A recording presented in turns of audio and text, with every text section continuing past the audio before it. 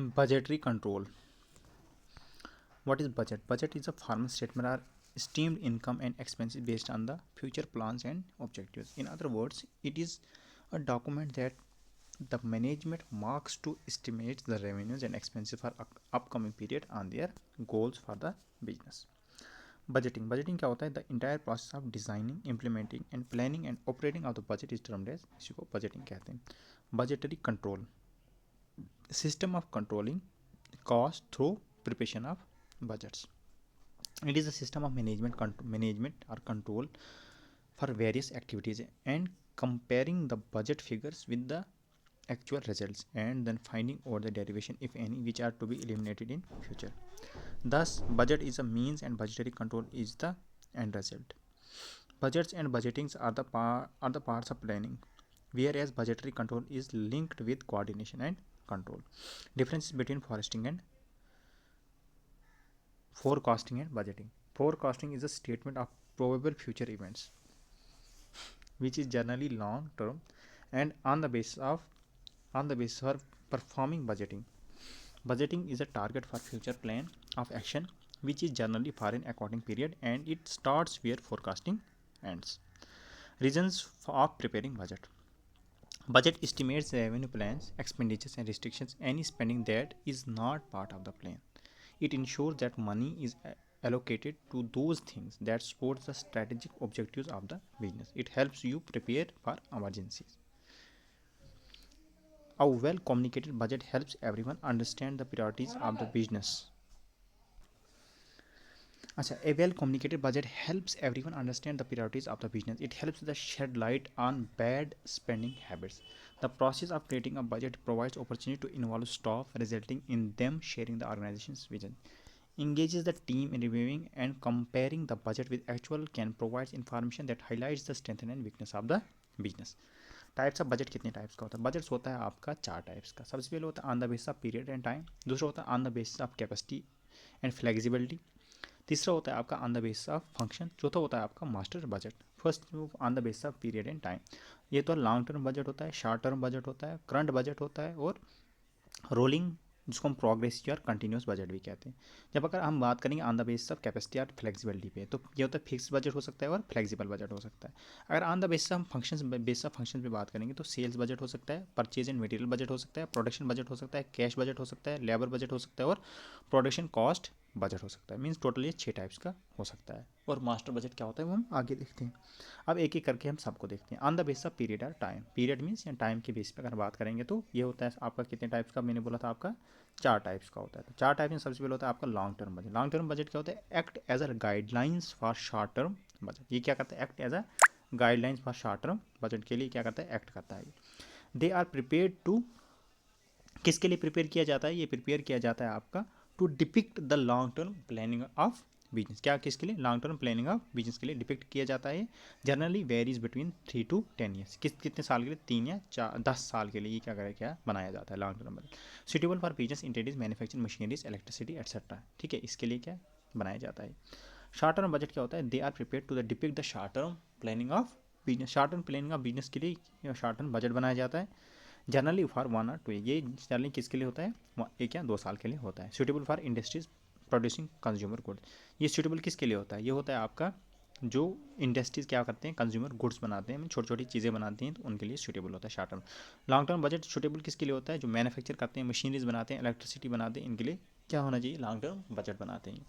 अब consumer goods क्या होते हैं? कंज्यूमर गुड्स होती हैं इंडस्ट्रीज आर दो sectors that are relate to items purchased by the individuals and households rather than by manufacturers and industries. These companies make and sell products that are intended for direct use of the buyers for their use and enjoyment, such as in production packaged goods, clothing, beverages, toiletries, cosmetics, household cleaning product etc. ये सब जो बनाते हैं उसके लिए क्या करते हैं? शॉर्ट टर्म बजट को लाते हैं. नंबर 3 होता है आपका करंट बजट. करंट बजट होता है मीन जो अभी चल रहा होगा. Generally for a very short period. ये भी शॉर्ट पीरियड ऑफ टाइम के लिए होता है. से for less than 1 year. Less than 1 year के लिए होता है, या मंथ के लिए हो सकता है, या किसी क्वार्टर के लिए हो सकता है. इसको हम करंट बजट कहते हैं. रोलिंग बजट क्या होता है? रोलिंग बजट को हमने क्या कहा था? इसको प्रोग्रेसिव ईयर कंटिन्यूस बजट भी कहते हैं. ठीक है, तो क्या होता है रोलिंग बजट? रोलिंग बजट होता है आपका न्यू बजट. क्या होता है? न्यू बजट होता है prepared after the end of each month या क्वार्टर या फुल ईयर है. या एक मंथ के बाद या एक क्वार्टर के बाद या एक साल के बाद जब एक बजट बनाया जाता है उसको हम क्या बोलते हैं, न्यू बजट या कंटिन्यूस बजट या रोलिंग बजट या प्रोग्रेसिव बजट कहते हैं. It is continuously updated and extends the existing budget, also known as progressive budget और कंटिन्यूस. इसी को हम प्रोग्रेसिव बजट या कंटिन्यूस बजट भी कहते हैं. नंबर सेकंड अगर हम बात करेंगे on the base of the capacity और फ्लेक्सिबिलिटी पे बात करेंगे, तो इसमें क्या होता है आपका, ये होता है आपका फिक्स बजट. क्या होता है, फिक्स बजट होता है. सबसे पहले होता है आपका फिक्स्ड बजट. फिक्स बजट में क्या होता है, it is a budget design to remain unchange irrespective of the level of activity are actually attend. Number second में आता है आपका इन अदर वर्ड्स में अगर हम इसको हम बताएंगे तो once the budget is prepared, अगर बजट एक बार बजट प्रिपेयर हो गया, इट इज़ नॉट चेंज, ये चेंज नहीं होता है. Even if the level of activity change, अगर लेवल ऑफ एक्टिविटी में हम चेंज करेंगे लेकिन ये चेंज नहीं होता है. If the actual activity is different from the budgeting activity, the fixed budget becomes useless, also known as static budget. Fix budget को स्टैटिक बजट भी कहा जाता है. Generally this budget is impracticable for the business concern. Number second होता है आपका flexible budget. Flexible budget में आता है आपका flexible budget is a budget that varies according to the change in the level of activity. जैसे level of activity change होती है वैसे वैसे बजट भी ये उनकी जैसी चीज़ें चेंज होती है वैसे वैसे बजट का भी वो चेंज करते रहते हैं. This type of budget can vary from as per their companies need. जैसे जैसे कंपनीज की नीड चेंज होती रहती है तो अपना बजट भी वो क्या करते हैं, इंक्रीज डिक्रीज करते रहते हैं. आल्सो नोन एज वेरिएबल, इसी को वेरिएबल बजट भी कहा जाता है. It also can be defined as a series of static budget. क्या होता है, ये सीरीज ऑफ स्टैटिक बजट होता है for different levels of activity. It is more realistic and practicable. ये क्या होता है, बहुत रियलिस्टिक होता है और प्रैक्टिकेबल होता है as compare to the static budget. For the purpose of preparing flexible goods the cost are classified as fixed and variable and semi variables. ठीक है. अब अगर बात करेंगे on the base of the function. On the base of function means जिसको हम functional budgets कहते हैं और also termed as a schedules to master budget. इसी को शेड्यूल टू मास्टर बजट भी कहते हैं या ऑपरेटिंग बजट भी कहते हैं. सेल्स बजट में क्या होता है, नंबर वन सेल बजट में क्या होता है, it is a statement of planned sales in the quality and value both. Person responsible for preparing this budget is sales manager. कौन होता है इसका, सेल्स मैनेजर होता है जो इस बजट को प्रिपेयर करता है, उसको सेल्स मैनेजर कहा जाता है. Sales forecast is commencement of budget and having the sales budget has primarily important. It can be product wise, it can be product wise हो सकता है, area wise हो सकता है, customer wise हो सकता है, period wise हो सकता है. Period on the basis of various factors like past years की सेल कितनी हुई है, कंपटीशन कितना है, प्रॉफिट कितना है, और उसके बाद advertising reports of salesman etcetera, ये सब इसमें देखी जाती है. उसके बाद आता है आपका नंबर सेकंड पे आता है आपका परचेज बजट या जिसको हम मास्टर बजट भी कहते हैं. ये क्या होता है, it is a statement that contains the details of inventory. इसमें क्या होता है, डिटेल्स ऑफ इन्वेंट्री होती है that a company must purchase during the each budget periods. Amount stated in this budget is the amount needed to ensure that there is sufficient inventory on hand to meet the customers expectation. ठीक है. It is based on the production of budget. Production budget can B direct material और indirect material हो सकता है. Direct material में क्या आता है, डायरेक्ट मटेरियल में आता है डायरेक्ट मटेरियल बजट, और दूसरा आता है इनडायरेक्ट मटेरियल में आता है ओवरहेड्स बजट जिसको हम कहते हैं. इसमें क्या होता है, person responsible for is purchase manager. Person जो रिस्पॉन्सिबल होगा वो परचेज मैनेजर कहते हैं. Most important area costing service होती है, सेविंग होता है. Purchase budget specifies both quantifies and rupees cost monitoring होता है. Material budget is usually limited and quantities only. इसमें क्या होती है, क्वांटिटीज़ ओनली होती है. नंबर थर्ड होता है आपका production budget. Production budget this budget is an estimate of numbers of the unit that must be produced during the budget period. Minimum inventory levels finished goods and maintained in the firms is also considered. इसमें वो भी consider किए जाते हैं. Minimum inventory level of finished good भी इसमें जो maintain होती है इसमें कंसिडर की जाती है. In order to prepare the production budget figures of the sales budgets and decide inventory levels are required. ये भी इसमें रिक्वायर्ड होता है. उसके बाद नंबर फोर्थ पे आता है आपका production cost budget. Production cost budget में क्या होता है, this budget is prepared after the preparation of the production budget. ये बजट का प्रिपेयर किया जाता है आफ्टर प्रोडक्शन बजट को जब प्रिपेयर किया जाए उसके बाद ये बजट को क्या किया जाता है, प्रोडक्शन कॉस्ट बजट को प्रिपेयर किया जाता है. इट शोज, इसमें क्या शोज होता है, कॉस्ट का मतलब ये है कि अमाउंट शो करेगा, amount of expenditure expected to be incurred to produce units estimated in the production budget. Number fifth पे आता है आपका लेबर बजट. लेबर बजट में क्या होता है, labour once the sales and production budgets are set out, this budget is prepared. ठीक है, ये बजट प्रिपेयर किया जाता है उसका. This budget deals with the requirement of the level for the budget production. It may be incorporate the details of the firms in of direct labours host required price as per the labour cost. The preparation of this budget is the responsibility of the respective departmental heads. Number 6 पे आता है cost cash budget. Cash budget का it is a detailed budget of a cash receipt and cash payment during the budget period. Since the business functions and transition cause the flow of cash, this budget is prepared after the preparation of all the functional budgets. ठीक है। उसके बाद होता है number 2 पे आता है आपका मास्टर बजट। मास्टर बजट क्या होता है? मास्टर बजट होता है आपका when all the necessary functional budgets are prepared. जब सभी नेसेसरी फंक्शनल बजट को क्या किया जाता है? प्रिपेयर किया जाता है। उसके बाद किया जाता है मास्टर बजट को लास्ट में प्रिपेयर किया जाता है। लास्ट में मास्टर बजट को प्रिपेयर किया जाता है। इट इज़ ये क्या होता है? एक summary of all the functional budgets होते हैं। It gives a overall view of the firms action and budgeting period. In other word it contains number of the individual of the budget is known as functional budget कहा जाता है उसको। उसके बाद अगर हम बात करेंगे इन दिस बजट में क्या होता है, इसमें summary of the functional products होती है incorporate. Master budget takes 2 forms, 2 form लेती है, बजट प्रॉफिट लॉस अकाउंट और बजट बैलेंस शीट होती है इसमें।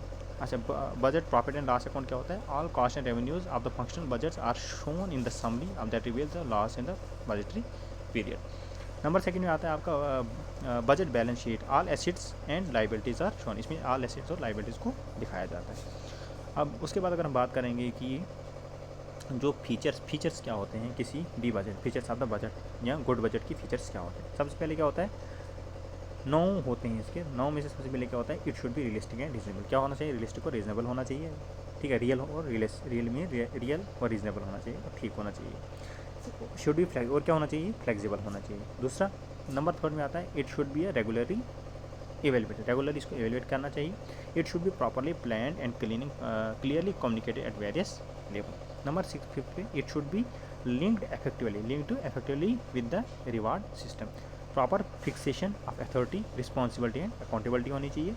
All key employees should be made involve in the preparation of budget.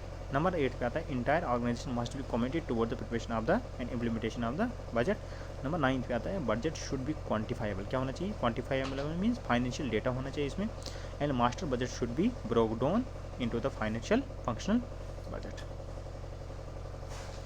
अब अगर बात करेंगे हम बजटरी कंट्रोल में, पार्ट 2 की बात करेंगे। पार्ट 2 में हम क्या पढ़ेंगे? बजटरी कंट्रोल के बारे में पढ़ेंगे। ठीक है, तो बजटरी कंट्रोल में क्या होता है? बजटरी कंट्रोल का मतलब होता है कि बजटरी कंट्रोल इज एक प्रोसेस होता है by which the budgets are prepared. एक क्या होता है? एक प्रोसेस हो जिससे बजट को बनाया जाता है फॉर द फ्यूचर पीरियड के लिए बनाया जाता है। ये डेफिनेट होता है and are compared with the actual performance for the finding out variances if any. The comparison of the budget figures with actual figures with the help of the management to find the variance and take the corrective action without any delay.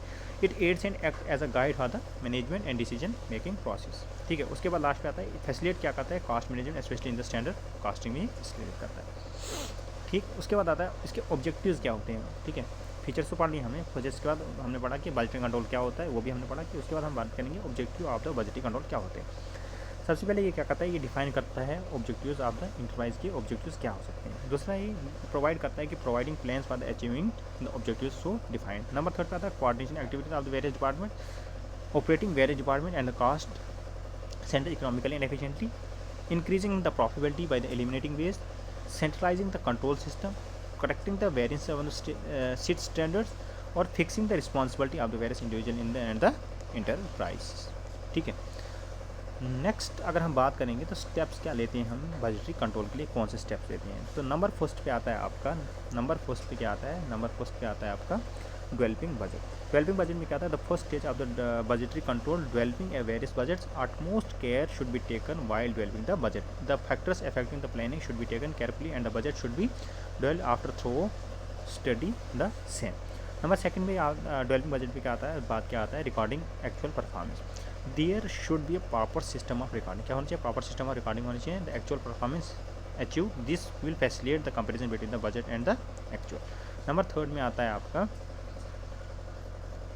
Number 3 में आता है comparison of the budgetary and actual performance after recording actual performance. जब record actual performance को record कर दिया जाता है तो उसके बाद क्या करना होता है? कंपैरिजन करना होता है budget and the actual performance को। Aim such comparison is to deviation between the two and provide the base for the taking the corrective action. Number 4 पे आता है आपका taking corrective action. Corrective action क्या होता है? Taking appropriate corrective action based on the comparison between the budget and actual results in the essence of the budgeting. a budget is always prepared for the future, and hence there may variation and budget results and actual budget result. There is a need of investigation the same and take the appropriate action so that the deviations will not repeat in the future. Responsibilities can be fixed on the proper persons so that they can be responsible for any such deviations.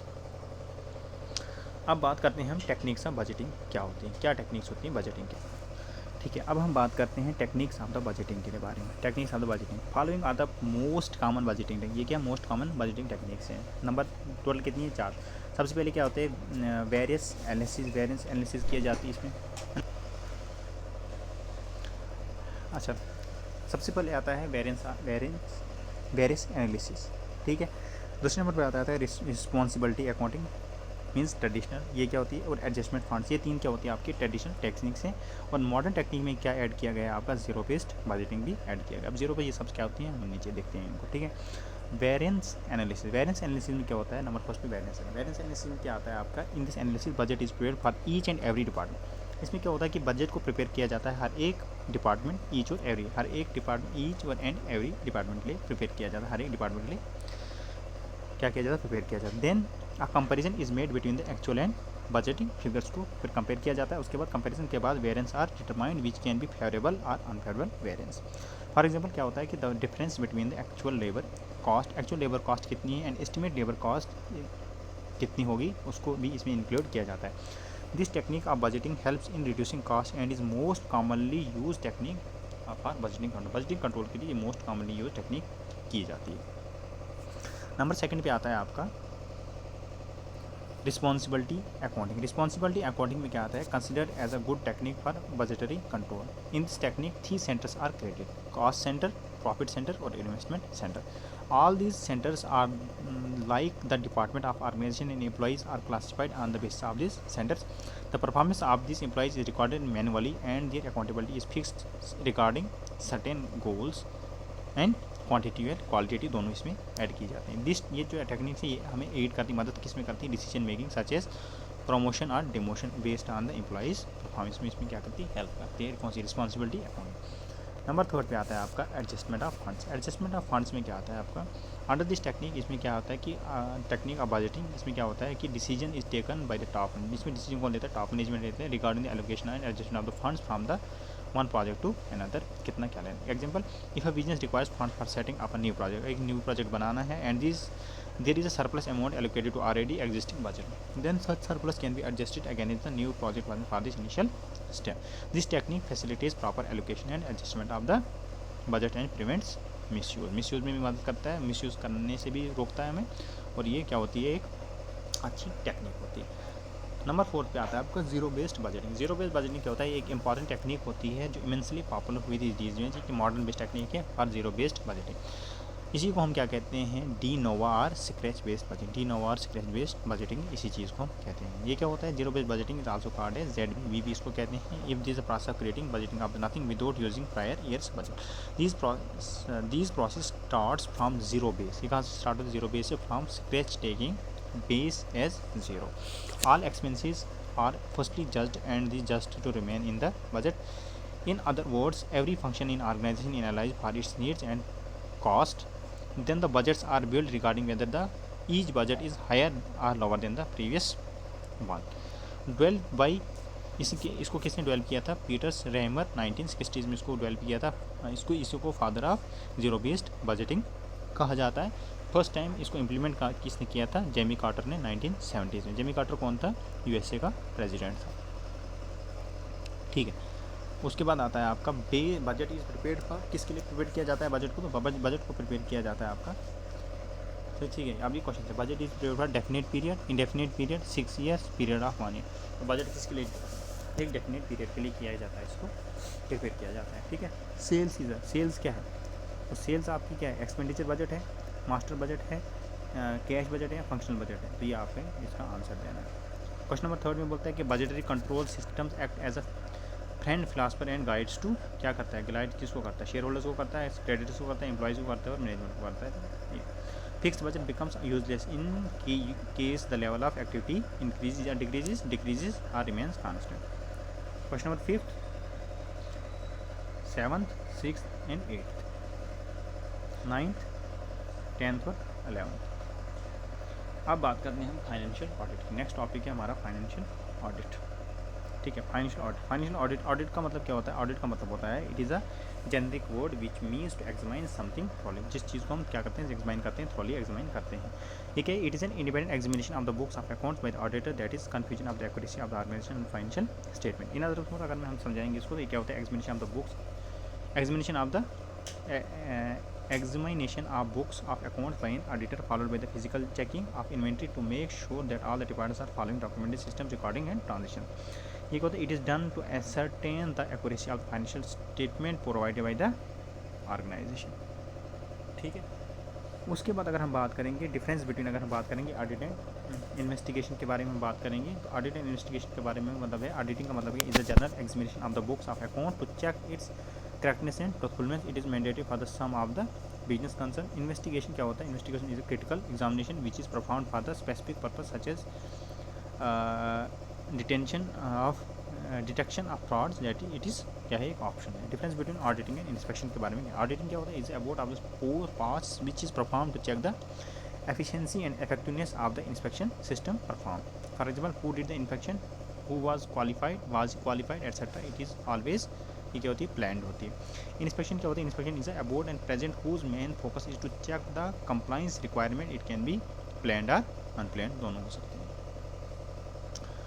Types of audit. ठीक है, अब types होती हैं audits की, क्या कितनी types होती हैं? डिपेंड्स ऑन द, किस पे डिपेंड करती है? स्ट्रक्चर पे, वर्क नेचर पे of organisation. Depends on structure and work और नेचर ऑफ ऑर्गेनाइजेशन में डिपेंड करती हैं टाइप्स ऑफ ऑडिट। सबसे पहले internal audit. Internal audit within organisation में होती है, बाई इंटरनल ऑडिटर होते हैं, इसमें लेस रिलायबल होती है। ठीक है, एक्सटर्नल ऑडिट क्या होता है? बाई एक्सटर्नल ऑडिटर आते हैं, जैसे कैग होता है, मोर official then the internal audit. Tax audit क्या होता है? To check correctness of tax payment and compliances. Compliance audit क्या होता है? To check compliance with the legal requirement. Forensic audit क्या होता है? Conduct of the part of the criminal investigation. Interim audit क्या होता है? Conduct twice in a year between the acting year. ठीक है, फाइनल एनुअल ऑडिट क्या होता है? Conducted at the end of the year. Statutory audit क्या होता है? Required by the law. Continuous audit क्या होता है? Continuous audit done on the continuous basis at a regular intervals. तो फाइनेंशियल ऑडिट क्या होता है? For cost etcetera. ठीक है, अब बात करते हैं फाइनेंशियल ऑडिट के बारे में। फाइनेंशियल ऑडिट क्या होता है? फाइनेंशियल ऑडिट होता है आपका, it is the examination of the financial records of an entity by certified third party examiners and ensure that the accounts presented to the stakeholders are accurate and justified. Financial audit focus specially on the organisation of financial status. This audit provides reasonable assurance but not absolute assurance, as the auditors cannot guarantee that these are no human errors. This audit also ensure that the financial statements are prepared in the accordance with accounting standards. The results of financial audits are useful for the bank's shareholders and other shareholders who are interested in the company. Procedure for financial audit. Procedure क्या होते हैं financial audit के लिए? चार तरीके के procedure, processor financial audit के चार प्रोसीजर्स होते हैं। चार प्रोसीजर में सबसे पहले आता है planning phase, internal control phase, testing phase और रिपोर्टिंग फेज। प्लानिंग फेज क्या होता है? Planning process in this stage the corporation engages with the auditing firm to establish and such as nature of the business, objectives of the business, financial statement of the business, etc. After establishing the details plans remaining audit step. Internal control phase में क्या होता है? After proper planning of audit to be performed, the auditor analyze the designs and accuracy of the internal control organization. The review of the internal control helps the auditor to determine the areas of the highest risk and enable to further designs the test to be performed in testing phase. Testing phase क्या होता है? After looking out of the prevailing internal controls in the organisation, the auditors executes the testing program. The auditor sees the impact in case of any control failures and the absence of any required control. In this test, control is done to evaluate whether the internal controls of the client's sites are sufficient to detect material misstatements. Reporting phase में क्या होता है? Reporting phase after performing proper test controls, the auditor prepares a report that expresses an opinion on the accuracy of the financial statement. Opinion कितने होती है? चार तरीके की होती है। अनक्वालिफाइड हो सकती है, अनमॉडिफाइड हो सकती है, क्लीन ओपिनियन हो सकती है। ठीक है, क्वालिफाइड ओपिनियन और modified opinion, adverse opinion, adverse opinion और डिस्क्लेमर ऑफ ओपिनियन भी हो सकती है। Unqualified opinion or unmodified opinion, clean opinion क्या होती है? Financial statements are free from misstatements and are true and fair. These statements are prepared in accordance with the GAP and other regulation. Qualified opinion or modified opinion क्या होती है? Financial statements are not free from the miss statements are those disagreements with the management or the limitation in scopes unable to obtain sufficient or proper evidence of the effect of these materials but not pervasive. Adverse opinion. Adverse opinion क्या होता है? Adverse opinion होता है आपका financial statements are misstated are the disagreement with the management or its effect and material are pervasive. Discriminant opinion क्या होता है? Auditors unable to obtain the appropriate evidence limitations and is work and efficient on material and pervasive. Indian financial management system. Indian financial management system इसको बोलते हैं IFMS. IFMS क्या होता है? Indian financial management system. इसमें Indian financial management system में क्या होता है आपका? इंडियन फाइनेंशियल मैनेजमेंट सिस्टम में होता है आपका the financial system of country perform certain value functions for the economic growth of a country. The financial management system IFMS is a system that allows transfer of the money between the savers and borrowers. In other words, this system act as an intermediary between these two. It facilitates the flow of funds. ये क्या करता है? Facilitate the flow of funds from the areas of surplus to the areas of the deficit and provide the intimation between the areas and the investors.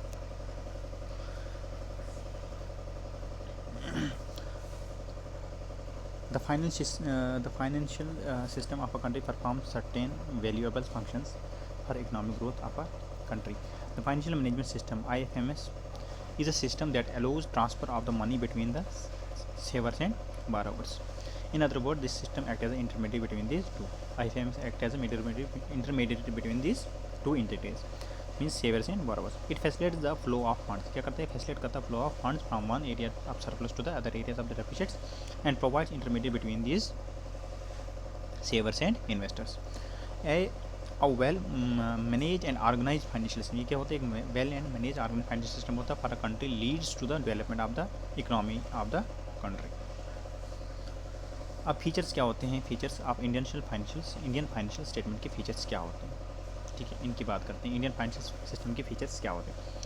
तो features क्या होते हैं इसमें होते हैं as this system increases both savings and investment. ये क्या करता है? इन्वेस्टमेंट बोथ सेविंग्स और सिस्टम क्या करता है? इंक्रीज करता है सेविंग्स और investment. Here it contributes economic developments of a country. It helps in mobilising and allocating one's saving. It helps in the expansion of the financial institution and financial market. It plays a key role in the capital's formation. It helps form a link between the investors and the one saving. In short, financial system is mainly concerned with the money, credit and finance. Financial system किससे concern होता है? सबसे ज़्यादा money, credit और finance से related होता है. अब बात करते हैं components of the Indian financial management system की. क्या कंपोनेंट्स है इसके? फाइनेंशियल सिस्टम क्या होता है? Can be defined as a set of institution. क्या होता है? एक सेट ऑफ इंस्टीट्यूशन होता है, इंस्ट्रूमेंट होता है and markets which promote the savings and channels them to their most efficient use. It consist of the individual savers, जिसको हम सेवियर्स कहते हैं, intermediaries and the users of saving. RBI as an apex body organise supervision and regulates it. RBI क्या कहती है? Apex body होती है किसके लिए? IFMS की. ठीक, इंडियन फाइनेंशियल मैनेजमेंट सिस्टम की क्या है? RBI एपेक्स बॉडी है जो इसको ऑर्गेनाइज करती है, सुपरवाइज करती है, रेगुलेट करती है इस बॉडी को.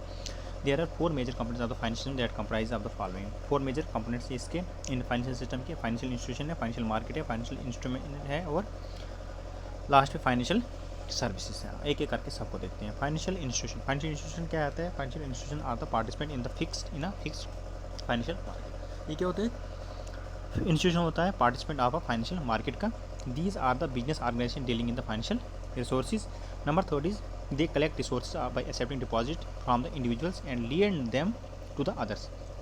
They buy and sell the financial instrument. Number 4 is they generate financial instrument as well as the deals in financial asset. Number 5 is they accept deposits, grants, loan and invest securities. Number 6 is the best example of the financial institution is a bank. People with the surplus amount of money make savings in their account and people need to money to take their loan. The bank act as a mediator between these two. Number last is financial institutions are also known as financial intermediaries. Next one is financial institutions can further classified as banking institution, non banking institution. Banking institution में क्या आता है आपका? These includes banks and other creditor unions which collects money from the public against the interest provided by the deposit made by the aid and lend that money to ones in need. For example, SBI, PNB, etc. Bank industries are controlled by the central bank. Central bank कौन है? तो RBI. Bank institution को ही क्या कहा जाता है? Depository institution भी कहा जाता है. The banking institution of India is broadly classified into two category. दो कैटेगरीज में इसको भी क्लासिफाइड किया गया है, organise sector and unorganise sector. Organise sector क्या होता है? ऑर्गेनाइज सेक्टर होता है आपका are usually under the control of central bank. ये ऑर्गेनाइज सेक्टर किसके कंट्रोल में होता है? किसके कंट्रोल में होता है? ये होता है आपका सेंट्रल बैंक. सेंट्रल बैंक कौन है इंडिया में? तो RBI. And there are uniformity and profession in such sector which it come to the business dealing. These organise sectors are further classified into two parts. इसको further classified किया जाता है. Number first commercial banks होते हैं इसमें, और number second is cooperative bank. Commercial banks में आपके कौन से आते हैं? पब्लिक सेक्टर बैंक्स होते हैं, प्राइवेट सेक्टर बैंक्स होते हैं, रीजनल रूरल बैंक्स होते हैं और फॉरेन बैंक्स होते हैं. ठीक है. और उसके बाद आता है आपका कोऑपरेटिव बैंक्स. कोऑपरेटिव बैंक्स में आपकी कोऑपरेटिव बैंक्स आते हैं. कमर्शियल बैंक्स में आते हैं these banks perform the functions accepting deposits and lending money. ये क्या करते हैं? एक्सेप्ट करते हैं. फंक्शन कौन को क्या करते हैं? एक्सेप्ट करते हैं डिपॉजिट और लैंडिंग मनी को करते हैं. They offer various facilities like opening the bank accounts and short term and long term loans. Moreover these banks offer wide range of the others facilities to their account holders such as overdraft देते हैं, इसको deposit देते हैं, interest देते हैं, cheques etcetera. जैसे for example SBI है हमारा, HDFC एक्सेट्रा. ये बैंक्स क्या देखते हैं? ये सब चीज़ें प्रोवाइड करती हैं किसको? डिपॉजिटर्स को और क्रेडिट्स दोनों को. These banks are further categorise 4 parts. इसको 4 पार्ट्स में इसको कैटेगराइज किया गया है. Public sector banks, private sector bank, foreign banks और regional rural bank. Public sector banks कौन से होते हैं? जिनको हम PSBs कहते हैं. PSBs क्या होते हैं आपके? These banks are where more than 50% of the stake is held by the government. इसमें पब्लिक सेक्टर बैंक्स वो बैंक्स होते हैं जिसमें शेयर होल्डर सबसे ज़्यादा कौन होता है? गवर्नमेंट होती है. The shares of this banks are listed on the stock exchange. Shares कहाँ पे लिस्ट होते हैं? स्टॉक एक्सचेंज में, जैसे SBI में, PNB एक्सेट्रा. ये सब के हैं आपके पब्लिक सेक्टर बैंक्स हैं. प्राइवेट सेक्टर बैंक्स कौन से होते हैं? जिसमें स्टेक्स मेजॉरिटी जो स्टेक्स होते हैं 50% से ज़्यादा स्टेक्स होते हैं वो प्राइवेट शेयर होल्डर्स के होते हैं. गवर्नमेंट में उसके होते हैं लेकिन बहुत कम होते हैं. जैसे आपका ICICI है, एक्सिस बैंक है, HDFC बैंक, ये सब के आपके हैं प्राइवेट सेक्टर बैंक्स आते हैं. फॉरेन बैंक्स क्या होते हैं? फॉरेन बैंक्स वो होते हैं those banks have their head offices और headquarters located in the countries other than the India और foreign banks. For example chartered bank है आपका, बैंक ऑफ अमेरिका. ये सब क्या है आपके? फॉरेन बैंक्स हैं. रीजनल रूरल बैंक्स है, रीजनल रूरल RRBs जिनको हम कहते हैं. RRBs क्या है आपकी? कमर्शियल बैंक्स हैं. ये क्या है आपके? That are set up by the financial needs of the peoples rural areas. For example JK Grameen bank. ये सब यहाँ पे regional rural bank. The first RRB कौन था आपका? प्रथमा ग्रामीण बैंक था, जो सेटअप कहाँ पे किया गया था? मुरादाबाद UP में सेटअप किया गया था. अब बात करते हैं कोऑपरेटिव बैंक्स. कोऑपरेटिव बैंक्स क्या होते हैं? कोऑपरेटिव बैंक्स होते हैं आपके the financial entities which are established on the cooperative basis. Cooperative basis को एस्टेब्लिश किया जाता है and belong to their members are referred as their cooperative banks. Cooperative में कोऑपरेशन होता है, मेंबर्स के बीच में एक बैंक बनाया जाता है, उसको कोऑपरेटिव बैंक्स कहा जाता है. This means that the customers of such banks are known as its owner. जो कस्टमर्स भी होते हैं वो इसके ओनर्स भी होते हैं. These banks follow the principle of the mutual help corporation. Mean self help groups की तरीके से ये काम करते हैं. अनऑर्गेनाइज सेक्टर्स कौन से होते हैं? अनऑर्गेनाइज सेक्टर्स में होते हैं वो सेक्टर्स होते हैं जिसमें largely outside the control of the central bank. These sectors are largely outside the control. ये सेंट्रल बैंक के कंट्रोल के बाहर होते हैं, लार्जली उसके कंट्रोल के बाहर होते हैं. And is character with the lack of uniformity in their business dealing. Business dealing में लेक ऑफ यूनिफॉर्मिटी होती है. These banks are further classified as indigenous banks हो सकते हैं या मनी लेंडर बैंक्स हो सकते हैं. इंडिजीनियस बैंकर्स क्या होते हैं? इंडिजीनियस बैंकर होते हैं, indigenous bankers are the private firms होती हैं. उसमें क्या होता है? Individual who operate this banks and such to receive deposits and grants. Loans भी देता है, रिसीव डिपॉजिट भी करता है. Like banks they are financial intermediates. Their area of operation is limited. इनका एरिया ऑफ ऑपरेशन लिमिटेड होता है. They know their customers intimately. The rate of interest by them is as per the RBI norms. RBI जो बोलेगी उसी तरीके से इसका interest लिए जाते हैं इसके. Money lender. मनी लेंडर्स कौन से होते हैं? Money lenders mostly operate in their villages and usually charges high rate of interest. They cannot accept deposits, only lend money. Agriculture laborers, small and marginal farmers. ये कौन से होते हैं? ये होते हैं आपके agriculture labour, small and marginal farmers होते हैं, स्मॉल ट्रेडर्स होते हैं एक्सेट्रा, जो यूजुअली क्या करते हैं? बोरो करते हैं लोन इनसे. The loans provided by them are from both productive and unproductive purpose के लिए लिया जाता है. एट प्रेजेंट जो है वो activities of this lenders have been restricted by RBI. अभी इनकी जो एक्टिविटीज़ है RBI ने क्या कर दी है? बंद कर दी गई है by account and their tendency to exploit poor borrowers.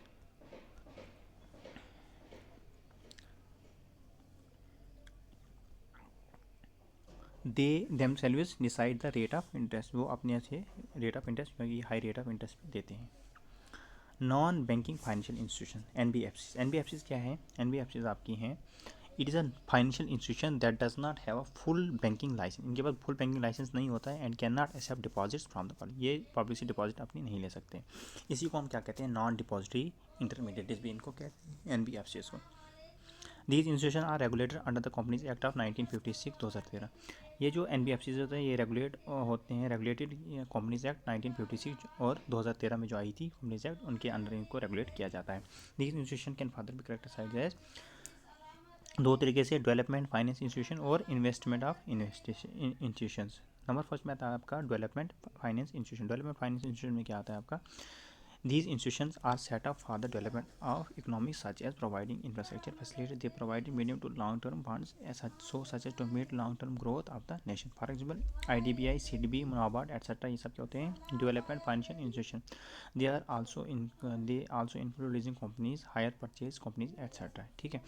उसके बाद आता है आपका इन्वेस्टमेंट इंस्टीट्यूशन. इन्वेस्टमेंट इंस्टीट्यूशन में क्या आता है आपका? इट इंक्लूड्स दो financial institution that invest the polite capital of the investors in the financial securities. In other words, these institutions which mobilize savings of the public at large and invest in corporate and government securities. These includes insurance companies, pension funds, mutual funds etcetera, इन सब इसमें आते हैं. इसके institution investment institution इनको कहा जाता है. अब आता है आपका कंपोनेंट्स ऑफ IFMS. IFMS के कुछ कंपोनेंट्स भी होते हैं. क्या क्या होते हैं वो देखते हैं. कंपोनेंट्स कौन कौन से होते हैं आपके? फाइनेंशियल इंस्टीट्यूशन हो सकते हैं, फाइनेंशियल मार्केट्स हो सकते हैं, फाइनेंशियल सर्विस हो सकते हैं और फाइनेंशियल इंस्ट्रूमेंट्स हो सकते हैं. फाइनेंशियल इंस्टीट्यूशन में क्या आते हैं आपका? बैंकिंग फाइनेंशियल इंस्टीट्यूशन आते हैं. ठीक है. दो फाइनेंशियल इंस्टीट्यूशन में दो तरीके के होते हैं. एक होता है आपका बैंकिंग फाइनेंशियल इंस्टीट्यूशन, एक होता है non banking financial institution. Banking financial institution आपके दो तरीके के और हो सकता है. एक होता है ऑर्गेनाइज में, एक होता है अनऑर्गेनाइज में हो सकता है. और नॉन बैंकिंग फाइनेंशियल इंस्टीट्यूशन जो होते हैं, NBFCs जो होते हैं आपकी, डेवलपमेंट फाइनेंस इंस्टीट्यूशन हो सकती है इसमें और इन्वेस्टमेंट इंस्टीट्यूशन हो सकते हैं आपके. ऑर्गेनाइज सेक्टर में आपके कमर्शियल्स आते हैं जिसमें पब्लिक, प्राइवेट, RBI और फॉरेन बैंक्स आते हैं. और ऑर्गेनाइज में एक कोऑपरेटिव आता है. और अनऑर्गेनाइज में भी दो एक इंडियन बैंकर्स होते हैं और मनी लेंडर्स होते हैं. ठीक है, जो हमने ऊपर पढ़ लिया अभी तक. Indian financial management system. अब हम फाइनेंशियल मार्केट्स की बात करते हैं. फाइनेंशियल मार्केट्स में क्या आता है? Financial market is the market place where the actual transaction of financial instrument take place. जहाँ पे एक्चुअल ट्रांजेक्शन टेक प्लेस होती है between the persons and parties. In other word, the market place where the buyers and the sellers markets with each other and the participate in trading of the money, bond, shares and other asset is known as financial market. इस चीज़ को क्या कहते हैं? Financial market कहते हैं. Financial market दो तरीके की होती है. एक होती है आपकी कैपिटल मार्केट, एक होती है आपकी मनी मार्केट. ठीक है. कैपिटल मार्केट क्या होती है? कैपिटल मार्केट होती है आपकी, इन सिंपल वर्ड्स में अगर हम बोलेंगे तो कैपिटल मार्केट क्या मतलब क्या होता है कि market for long term investments. Long term investment. These investments have maturity. इनके पास क्या होती है? मैच्योरिटी पीरियड होती है for more than years, for over the years means more than 1 years की होती है. Thus a market where buyers and sellers come together for trading long term securities is called as capital market कहा जाता है. Securities like stocks and bonds are sold and bought by various institution companies etc. Capital market may be further divided into 3 parts, namely 3 parts में capital market को divide कर सकते हैं हम. Industrial security market या कॉर्पोरेट सिक्योरिटी मार्केट जिसको हम कहते हैं. Government securities market. Number third आता है long term loans market. Industrial security market. Industrial securities market it refers to the market for dealing in industrial securities such as shares and debentures, bonds. It helps companies of raising capital. It helps companies of raising capitals for further expansion and operation needs. In other words, means it is a market for the shares and debentures of the old and new companies. It can be further subdivided into 2 categories: private market shares, new issues market, secondary market, stock market and stock exchange. ठीक है. ये क्या होती है? Descriptive market होती है. Bonds क्या होते हैं? बॉन्ड्स होते हैं generally issued during inspection of the business, where debentures are issued during the course of the business. Bonds are backed by the security or physical assets, but debentures are backed by the promise made by the issuers. For example, promissory notes, etc. Rate of interest is higher in debentures compared to bonds. Bonds are issued by the government and debentures are issued by the private companies, CSI, CSR, etc. Corporates levels, etc. Primary markets. This market solely deals with the issues of the new securities. Hence, it is named as a new issue market. Primary market is also known as new issue market or new securities market. It is a place where the trading of securities is done for the first time. यहाँ पे trading of security क्या होती है, पहली बार की जाती है. The main objective is the capital for. यहाँ पे क्या होती है, capital formation for government institution companies etcetera is known as initial public offer. IPO भी इसको कहते हैं. क्या, initial public offer. Primary market को आईपीओ भी कहते हैं, initial public offer. Secondary market क्या होता है, सेकेंडरी मार्केट होता है कि एक ऐसी प्लेस होती है जहाँ पे ट्रेडिंग की जाती है for already existing securities. In other words अगर मैं कहेंगे तो it is a market for secondary sale of securities which are already passed through new issue markets are traded in the secondary level.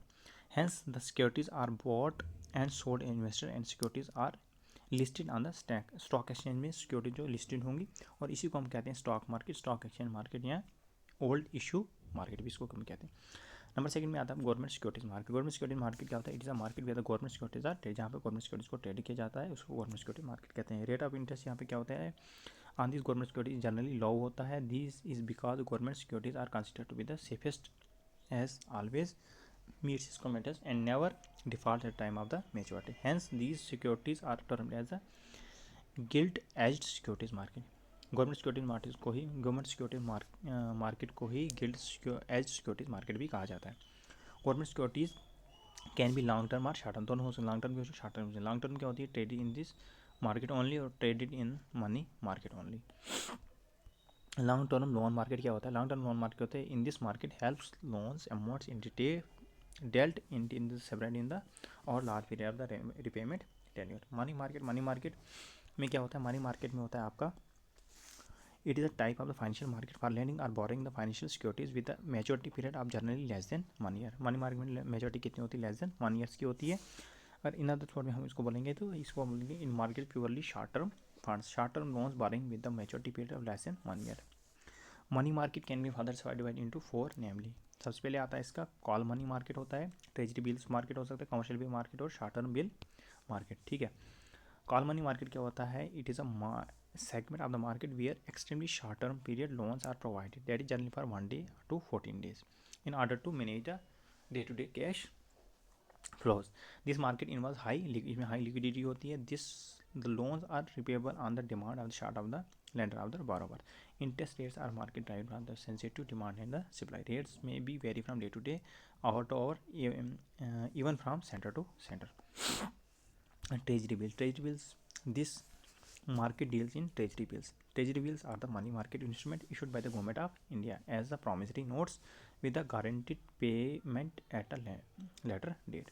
These bills are short-term liabilities of government of India issued to meet the short-term requirements. Treasury bills are also issued for the short-term requirements. This is generally for 14 to 365 days. Treasury bills are issued at discount and repaid at the time of the maturity. Issued at a discount and repaid at a face value. Commercial bills market deals with the commercial bills. This market works more like to the bills of exchange than to meet their short-term money requirement. These bills are also provides much liquidity as the same can be transferred from the person to another in case of the immediate cash requirement. For example, the seller draws bills of the exchange or buyers and further the buyers accepts it. If the seller wants to money immediately, he can get immediate payment of discounting the bill. Short-term loan market is a market to providing for the short-term loan in order to meet the short-term requirements.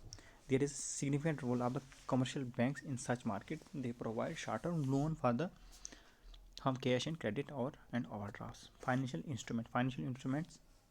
Any instrument that can be traded in the financial market are known as financial instruments. In other words, they are contracts for monetary assets. They can be purchased and traded, modified and settled for example, shares, debentures, bonds, promissory notes for future, etc. Sometimes they are called as financial assets or financial securities. There can be primary instruments or secondary instruments. They can be long, medium or short term. Financial services in simple words, services that are provided in the financial markets are referred to as the financial services. Financial service is also the term used to describe the organization that deal with the management of money. Management of money. It helps to get the required funds and also make sure that they are efficiently invested.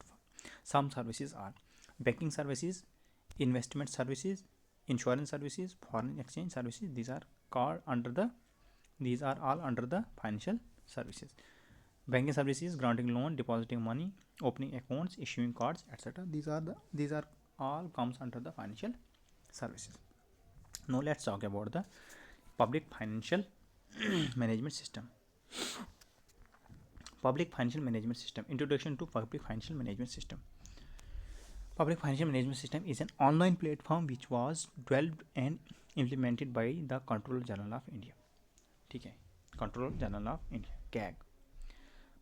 PFMS क्या एक online platform है जिसको develop किसने किया और implement किसने किया है? Controller General of Audit India ने किया है. वो department of expenditure under ministry of finance के अंडर में. इट वाज वेब बेसिक है, web based application for payment है, accounting, reconciliation of government translation and integrate various estimated stand alone systems. The primary object of the क्या है PFMS का? To establish the efficient fund flow system and expenditure network. ठीक है. This portal is use to make direct payment and beneficiaries of the government scheme. This system is administered by the department of expenditure. कौन इसको करता है? तो department of expenditure करता है.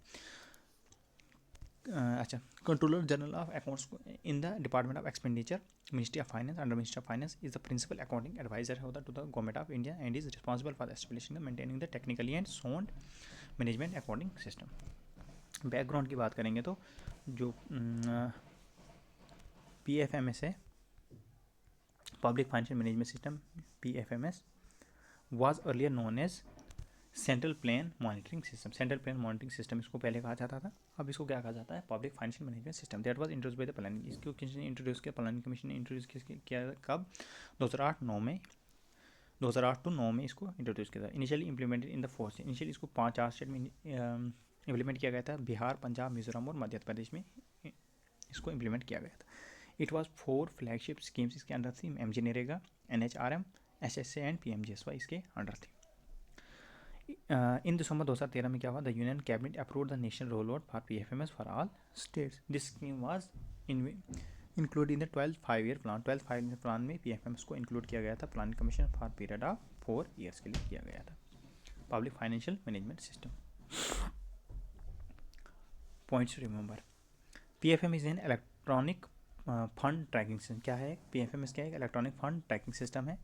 PFMS was launched by the Ministry of Finance for all the central schemes of the Government of India. जितनी भी central schemes है गवर्नमेंट ऑफ इंडिया की, उसको मॉनिटर करने के लिए ये PFMS को क्या किया गया था? Government of India ministry of finance ने लॉन्च किया था. Government has made use PFMS mandatory for central schemes. PFMS के एक मैंडेटरी स्कीम्स, मैंडेटरी किसके लिए? गवर्नमेंट स्कीम्स के लिए. Implementation of the schemes through the PFMS has broad transparency. इसमें क्या लाता है? ट्रांसपेरेंसी लाएगा in the system and help easy transparent tracking of frauds.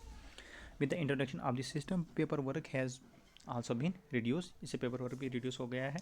It complies and makes available in real time information regarding of all the government scheme. It aims to ensure direct payment to beneficiaries and increase the accountability of the public funds. It also ensures tracking of fund flow to the lowest level. The biggest strength of PMS. Biggest strength क्या PMS की is to integration with core banking system. Integration with core banking system, which provides it with unique capability to push online payments to almost every beneficiary. Special features of this scheme is direct benefit transfer. क्या है? DBT, direct benefit transfer. PFM is a platform for e-payment of subsidy under direct payment transfer to both Aadhaar-based and non-Aadhaar-based bank accounts through NPCI. Aim is to enhance transparency and accountability in public expenditure. It also provides various stakeholder real-time information and act as an effective decision supporting system. It is also a part of Digital India initiative of Government of India. Next बात करते हैं हम social audit and social accounting की बात करते हैं. Next topic social audit and social accounting में आपका आता है इंट्रोडक्शन में. Business is a socio-economic activity. Business की एक socio-economic activity है and it draw the inputs from the society as well. Hence, it is the responsibility of every organization towards solving many of the problems prevailing in the society. The concept of social accounting has emerged due to the high-level industrialization which has brought prosperity as well as many problems to the society. Therefore, to nullify the adverse effects of industrialization, organization should also do for the welfare of the society. Meaning of social accounting, क्या मतलब meaning social accounting का?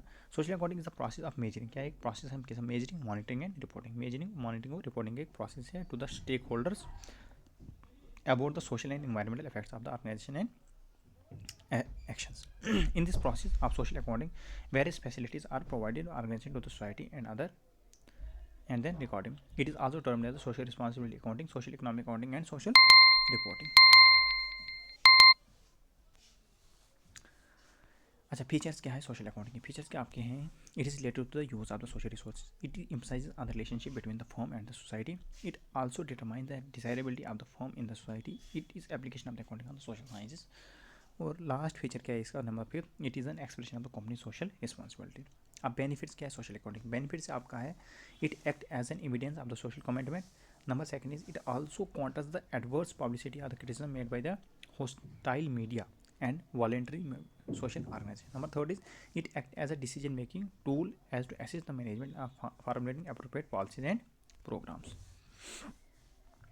Other points to remember, other points are need, benefit and importance of the social accounting. क्या मतलब? It helps in attracting new investors because of the boost in the company's image. It serves the purpose of the providing the ongoing record of the how enterprises or the companies have developed and the subsequent changes over the time. It also helps in organization to get the feedback in how the things are going from the range of the viewers and involved in organization. It helps in organization or the companies to make a clear picture to identify the areas where the image of the working as not well. It helps in interacting more capitals inflow from the various resources. It helps in companies with positive publicity. Social audit, social audit क्या होता है? Social audit होता है एक social audit is an official evaluation. क्या होता है? Official evaluation of an organisation involve in the social responsibility projects. It is an assessment of how well the company is achieving its goals or benchmarks for social responsibility. In other words, कहेंगे तो social audit can be defined as a mechanism that enhances the overall ethical performances and code of conduct of the organization, and for the purpose the involvement of its stakeholders such as clients, employees, customers, creditors, etc. is also known as very important. Section 17 क्या कहता है? Section 17 कहता है, section 70 in the Mahatma Gandhi National Rural Employment Guarantee Act 2005 means MG NREGA has mandated social audit of all works executed under the MG NREGA. The gram sabha shall monitor execution of the works within the gram panchayat, and the gram sabha shall conduct regular social audits of all the projects under the scheme taken by the within the gram panchayat. Social audit has gained significance after the 73rd Amendment Act 1992 of the Constitution. For example for social audit, if XYZ stationery stores marks donations to the local government schools, XYZ claims to mark provide books, notebooks and other stationery items to the needy students. No, a social audit will perform a thorough evaluation of clarity, records, documents, volunteer works, etc. to check the validity of the claims made by the XYZ.